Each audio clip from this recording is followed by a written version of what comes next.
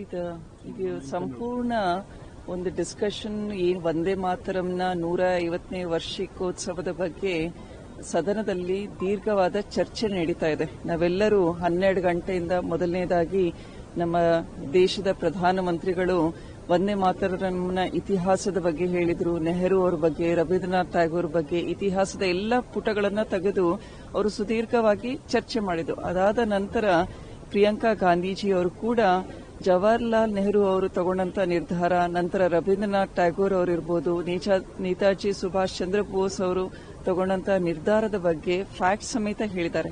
ಆದ್ರಿಂದ ನೆಹರು ಅವರು ಹೇಳಿರೋದು ಎಡಿಟೆಡ್ ವರ್ಷನ್ ಮಾತ್ರ ಹೇಳದೆ ಆಗಿನ ಕಾಲದ ಸಂಪೂರ್ಣ ಮಾಹಿತಿಯನ್ನು ತಿಳ್ಕೊಂಡು ಈ ರೂಲಿಂಗ್ ಪಕ್ಷ ಮಾತಾಡಿದರೆ ಅದಕ್ಕೆ ನಿಜವಾದ ಒಂದು ಗೌರವ ಕೊಟ್ಟಂಗಾಗುತ್ತೆ.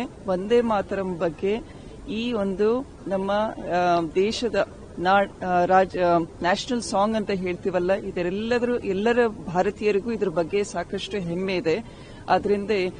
ಆದ್ರಿಂದ ದೇಶದಲ್ಲಿರುವಂತಹ ಜ್ವಲಂತ ಸಮಸ್ಯೆಗಳು, ನಿರುದ್ಯೋಗ ಇರಬಹುದು, ದೆಹಲಿನಲ್ಲಿರುವಂತಹ ಪೊಲ್ಯೂಷನ್ ಸಮಸ್ಯೆ ಇರಬಹುದು, ಹಾಗೂ ನಮ್ಮ ಭದ್ರತೆ ಇರಬಹುದು, ಈ ರೀತಿಯ ಒಂದು ದೂರದೃಷ್ಟಿ ಇರುವಂತಹ ವಿಷಯಗಳ ಬಗ್ಗೆ ಚರ್ಚೆ ಮಾಡಿ ಒಂದೇ ಸಲ ಸದನದಲ್ಲಿ ನೆಹರು ಆಯ್ತು, ಇಂದಿರಾ ಗಾಂಧಿ ಅವರಾಯ್ತು, ರಾಜೀವ್ ಗಾಂಧಿ ಅವರಾಯ್ತು, ಅವರ ಅನೇಕ ಆಕ್ಷೇಪಣೆಗಳು ಏನು ರೂಲಿಂಗ್ ಪಕ್ಷಕ್ಕಿದೆ ಅದೆಲ್ಲದನ್ನು ಪಟ್ಟಿ ಮಾಡಿ ಡಿಸ್ಕಸ್ ಮಾಡ್ರಿ, ನಂತರ ನಾವು ವಾಸ್ತವಿಕ ಸ್ಥಿತಿ ಮತ್ತೆ ಮುಂದೆ ನಡಿಬೇಕಾಗಿರುವಂತಹ ಅಭಿವೃದ್ಧಿ ಪರ ಚರ್ಚೆಗಳನ್ನ ಮಾಡೋಣ ಅಂತ ಬಹಳ ಚೆನ್ನಾಗಿ ಪ್ರಿಯಾಂಕಾ ಗಾಂಧೀಜಿ ಅವರು ಹೇಳಿದ್ದಾರೆ. ನಾವೆಲ್ಲರೂ ಕೂಡ ಪ್ರಿಯಾಂಕಾ ಗಾಂಧಿ ಅವ್ರ ಪರವಾಗಿದ್ದೀವಿ. ಇಡೀ ದೇಶ ಕೂಡ ಇದನ್ನು ನೋಡ್ತಾ ಇದೆ.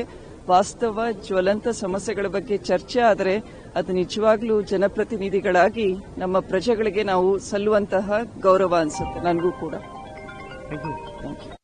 ಇದು ಸಂಪೂರ್ಣ ಒಂದು ಡಿಸ್ಕಷನ್ ಏನು ವಂದೇ ಮಾತರಂನ 150ನೇ ವಾರ್ಷಿಕೋತ್ಸವದ ಬಗ್ಗೆ ಸದನದಲ್ಲಿ ದೀರ್ಘವಾದ ಚರ್ಚೆ ನಡೀತಾ ಇದೆ. ನಾವೆಲ್ಲರೂ 12 ಗಂಟೆಯಿಂದ ಮೊದಲನೇದಾಗಿ ನಮ್ಮ ದೇಶದ ಪ್ರಧಾನಮಂತ್ರಿಗಳು ವಂದೇ ಮಾತರಂನ ಇತಿಹಾಸದ ಬಗ್ಗೆ ಹೇಳಿದ್ರು, ನೆಹರು ಅವರ ಬಗ್ಗೆ, ರವೀಂದ್ರನಾಥ್ ಟ್ಯಾಗೋರ್ ಬಗ್ಗೆ ಇತಿಹಾಸದ ಎಲ್ಲ ಪುಟಗಳನ್ನ ತೆಗೆದು ಅವರು ಸುದೀರ್ಘವಾಗಿ ಚರ್ಚೆ ಮಾಡಿದ್ರು. ಅದಾದ ನಂತರ ಪ್ರಿಯಾಂಕಾ ಗಾಂಧೀಜಿ ಅವರು ಕೂಡ ಜವಾಹರ್ಲಾಲ್ ನೆಹರು ಅವರು ತಗೊಂಡಂತ ನಿರ್ಧಾರ, ನಂತರ ರವೀಂದ್ರನಾಥ್ ಟ್ಯಾಗೋರ್ ಅವರಿರ್ಬೋದು, ನೇತಾಜಿ ಸುಭಾಷ್ ಚಂದ್ರ ಬೋಸ್ ಅವರು ತಗೊಂಡಂತ ನಿರ್ಧಾರದ ಬಗ್ಗೆ ಫ್ಯಾಕ್ಟ್ ಸಮೇತ ಹೇಳಿದ್ದಾರೆ.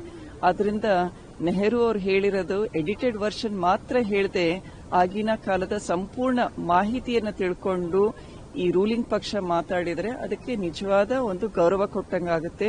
ವಂದೇ ಮಾತರಂ ಬಗ್ಗೆ ಈ ಒಂದು ನಮ್ಮ ದೇಶದ ನ್ಯಾಷನಲ್ ಸಾಂಗ್ ಅಂತ ಹೇಳ್ತೀವಲ್ಲ, ಎಲ್ಲರ ಭಾರತೀಯರಿಗೂ ಇದ್ರ ಬಗ್ಗೆ ಸಾಕಷ್ಟು ಹೆಮ್ಮೆ ಇದೆ.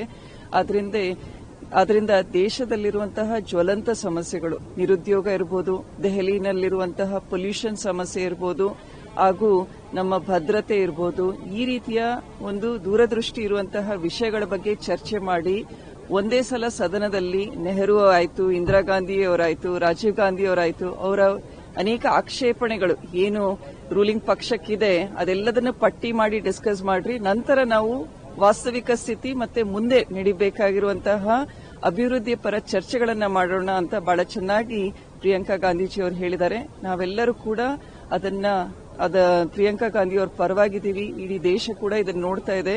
ವಾಸ್ತವ ಜ್ವಲಂತ ಸಮಸ್ಯೆಗಳ ಬಗ್ಗೆ ಚರ್ಚೆ ಆದರೆ ಅದು ನಿಜವಾಗ್ಲೂ ಜನಪ್ರತಿನಿಧಿಗಳಾಗಿ ನಮ್ಮ ಪ್ರಜೆಗಳಿಗೆ ನಾವು ಸಲ್ಲುವಂತಹ ಗೌರವ ಅನ್ಸುತ್ತೆ. ನನಗೂ ಕೂಡ ನಿರ್ಭೀತ, ನಿಷ್ಪಕ್ಷಪಾತ, ವಿಶ್ವಾಸಾರ್ಹ ಸುದ್ದಿಗಳಿಗೆ ಹೆಸರಾಗಿರುವ ನ್ಯೂಸ್ 18 ಕನ್ನಡ ಈಗ ಆಪ್ನಲ್ಲೂ ಲಭ್ಯವಿದೆ. ದಯವಿಟ್ಟು ಇಲ್ಲಿರುವ QR ಕೋಡ್ನ ಸ್ಕ್ಯಾನ್ ಮಾಡಿಕೊಂಡು ಆಪ್ ಡೌನ್ಲೋಡ್ ಮಾಡೋದಕ್ಕೆ ಮರಿಬೇಡಿ. ನಿಮ್ಮ ಬೆಂಬಲ ಹೀಗೆ ಸದಾ ನಮ್ಮೊಂದಿಗಿರಲಿ. ಧನ್ಯವಾದ.